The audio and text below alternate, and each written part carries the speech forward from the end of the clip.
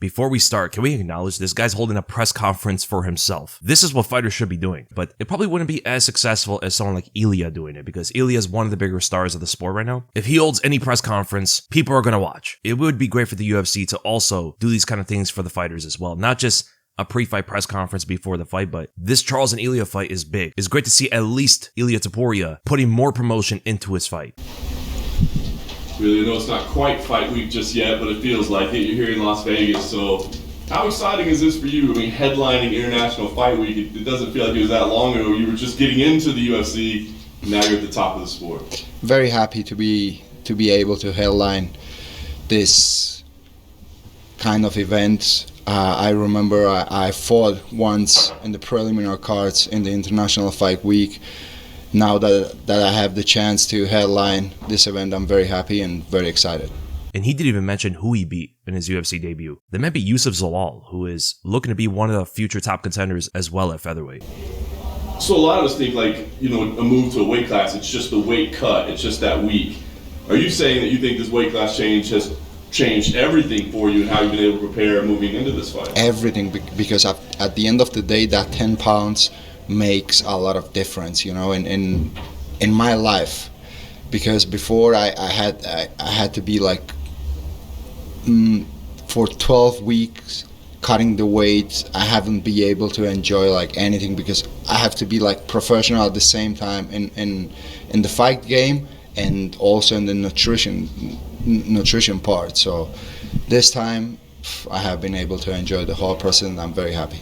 And that is very true, so Ilia might even be better at lightweight. Instead of putting so much focus on his diet and his weight cutting, he can move a lot of that focus onto fight preparation to make himself a better fighter, but more importantly, to beat someone like Charles. Now, there is a difference when you move up to hold muscle correctly for the division. This is what you saw with Max Holloway when he fought Justin Gaethje. Some fighters, they get too big, like we saw with Luke Rockhold when he went up to light heavyweight. He was too big and he gassed out. There's still a healthy medium that these fighters need to hit, even when they move up a weight class. And of course, this is not going to be like his Jai Herbert fight, where he moved up to lightweight on short notice. He replaced Mike Davis and wasn't able to have a full training camp for that lightweight fight. So that isn't the Ilia that we're going to see against Charles. This is going to be a better version of Ilia than the one that fought Herbert. Do you feel Charles presents any different challenges, any more challenge? Do you look at, I don't want to say easier opponent, obviously he's dangerous, but is it a more dangerous fight or a less dangerous fight than it would have been had it been Islam?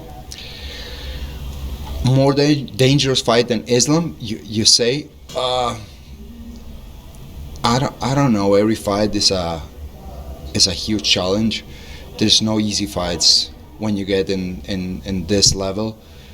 So they both represent a difficult matchup, of course, because they are both great athletes.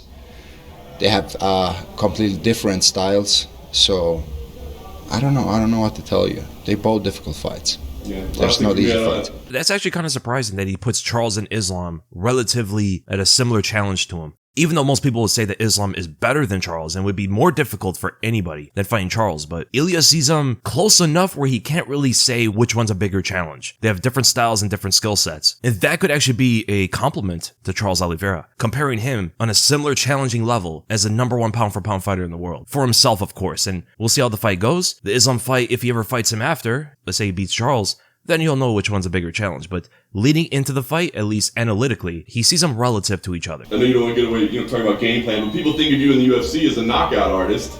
But before you came to the UFC, you were a submission threat, right? Obviously, we think about Charles' submission skills. Is this your power against his submission skills? Do you feel like maybe this is a matchup where you can prove, hey, I'm a great grappler too? To be honest, I feel that I have the advantage in the grappling game also. I feel and I know that I'm better than him even in the ground game. So we'll see how the fight will go, because if I have to submit him, I have all the abilities to do that also. So we'll see. I can knock him out, I can submit him, whatever. The only thing I know for sure is that I'm going to knock him out in the first round or submit him in the first round, because he walks forward. I'm not going to need to close the distance with him. Since the first moment, we are going to find each other in the center of the octagon. So, yeah, it's going to be a first-round finish. The man has some insane confidence, man. Like, hearing him talk like that about the fight, it does remind me of like a prime Conor McGregor. Not with the way he says it, but the confidence seems similar, sure of himself of how the fight is gonna go, even against some of the best in the world. And also it makes sense. It's a logical assessment of Charles' game. He does move forward, and it's gonna allow Ilia to not feel out the first round, to find his way in close, and then land the big shot. Charles' style is going to allow Ilia to get in close. Easier than like against Islam, for an example. Because Islam isn't always pressuring his opponent. And not only that, he's confident in his striking, he's confident in his grappling. He truly believes that he could beat Charles on the ground, which is such an insane accomplishment if he actually beats Charles on the ground like that. Charles does have submission losses, but a lot of those were before his prime. Prime Charles is very hard to submit and very hard to beat on the ground. The only guy that did it was Islam Makhachev, and I guess you can say Arman, sort of. Ilia, if you look at Charles's most famous fights, right? Dustin, Gaethje, the two Chandler fights, he gets dropped in each fight. But he comes back and he wins those fights. So when you see that, do you look at it and go, man, if these guys drop him, I'll get him? Or do you look and think, man, if I hurt him, I still have to be very, very careful because he always comes back and wins? If I hurt him, he's not going to have the chance to come back. Because my power is completely different than the other guys you mentioned before. There's that confidence, man. He believes he hits harder than all of those guys, and those guys hit very hard. Chandler, Gaethje, and Poirier are all big punchers, and they're all bigger than Ilia as well, but he still believes that he has a different level of power to those lightweights, and he could be right. I mean, nobody's able to take that big shot of his besides Josh Emmett, somehow survive 5 rounds, and credit to Josh Emmett, man, because nobody else was able to. Volk, Holloway, Herbert, and I guess he uses Zalal, but he didn't take as many big shots. The technique and the striking is what amplifies his power. Unlike Chandler, for an example. Chandler will swing with all of his power, but the technique really isn't there, so you don't see a lot of knockouts from him. But then there's Dustin, who does have good boxing technique, so maybe Ilia is more powerful than all of those guys. And if he is, maybe Charles doesn't get up once he lands. Volkanovski, Holloway, Oliveira. Would that be the best 3 wins back-to-back in MMA history? I don't know. Maybe yes, maybe no. No, he knows, bro. He knows. He's smiling. And it is. Volk, Holloway, and Oliveira is arguably the 3 best win streak in UFC history. Who would be close? I can only think of Henry Cejudo beating Demetrius Johnson, TJ Dillashaw, and Marlon Moraes. That's close. Because that's also in 2 different divisions, just like Ilia. But I think Ilia's is still better because TJ did cut down to flyweight. He did test positive though. And then Marlon Moraes is just not cut from the same cloth as these guys. So he's not at the same legendary status as Volk, Max, and Charles. I would say it's the best 3-win streak in UFC history. There is also Islam beating Charles and Volk twice, but the second Volk fight was on short notice. So I still think Ilia's is better. And Ilia is moving up. There's been a lot of talk in MMA about ducking at the moment. John Jones ducking Tom Aspinall, stuff like that. This was meant to be Islam, that was the big talk. But he moved up to welterweight. Do you believe he moved up to welterweight to avoid you, or because he has his own goals? Because he has his own goals. This is what I think. And there you go. Ilia's being logical, before he was saying that Islam was ducking him and ran from the division because he moved up. But here he's saying, no, Islam just has his own goals at welterweight. It's the same as Ilia, right? Ilia has his goals of moving up and winning the lightweight title. Islam has the same thing moving up to welterweight. So I don't think either fighter are ducking each other. I know Chael's trying to say that as well, but you heard it here from Ilia. He doesn't think that Islam is ducking him. And the argument would be if Islam is ducking Ilia because he moved up, then they could just say that Ilia's ducking the featherweight contenders. So I don't think either Ilia or Islam are ducking anybody. Yeah, all the ducking talk was ridiculous, and he did say it before, but I think he was just trying to bait Islam into fighting him. Do you still think that's a fight that should happen? You guys are both forging legacies in different weight divisions. Do you think that's a massive fight that should happen? We'll see how he does in the welterweight division. If he wins the title, I win the title in the lightweight division. Maybe I move up or he comes down to the lightweight division and we have the fight that everyone wants to see. So Ilia is saying that he would be willing to move up to welterweight so he can fight Islam. He really wants that Islam fight, and it's a massive fight. Anybody would want to fight someone like Islam. And maybe Islam moves down. Maybe he fights Ilia after. That is if he beats JDM, which might be a tough fight for both Islam and JDM. But if Ilia moves up, I don't think he's going to stay at welterweight. He'd be like one of the smallest fighters ever in that weight class. He'd be like the size of Matt Serra. I mean, Serra did beat a GOAT, so maybe Ilia could do the same thing. Last one for me, obviously. The Oliveira fight is a massive fight, but the one that's sort of been brewing for years and been brewing in the background is this Paddy Pimblett fight. Do you feel if you were champion that he still needs to win one more before he gets that shot, or are you almost willing to give him that early to have that big grudge match and sort of finish that storyline?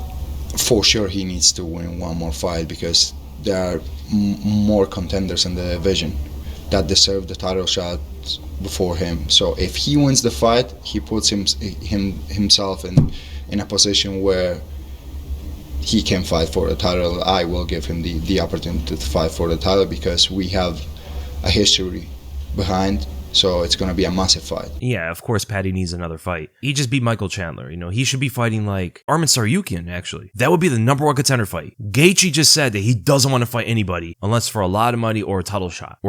So Paddy, here's the Arman fight. Fast track to a title shot if he beats Arman, which would be such a good one, man. And if both of them win, Ilia versus Paddy would be one of the biggest fights in the UFC. Can you imagine they go to Spain for that? Perfect arena for that fight. In the lightweight champion's home country, a stadium of nearly 100,000 people. That would be the biggest fight the UFC could possibly put on. Paddy's gonna be huge if he beats Arman. Ilia is gonna be an even bigger star than he is if he beats Charles. It'll be both of them at their peak, fighting each other in a stadium in Spain. If there's any time to have a fight in one of the Spain stadiums, it would be for that fight. And the only stadium that Dana would most likely go to would be the Santiago Bernabeu Stadium in Madrid, which is the only stadium with a retractable roof there. The perfect arena. And speaking of big fights and big atmospheres, obviously you've been very vocal about the Canelo situation, and we know Dana's stance on stadium events, but he is promoting Canelo Crawford later this year at Allegiant Stadium. So is there any part of you that really hopes he has a great experience promoting that at the stadium so he can maybe change his mind on doing the inevitable like the Santiago Bernabeu?